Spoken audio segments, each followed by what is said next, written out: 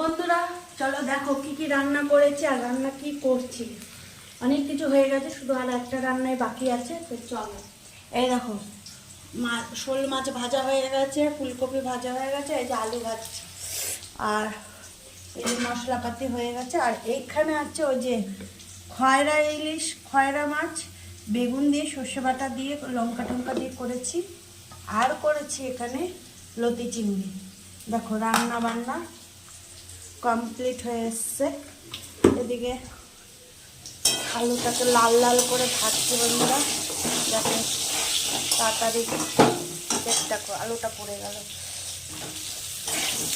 আর হালকা ধুয়ে নিই।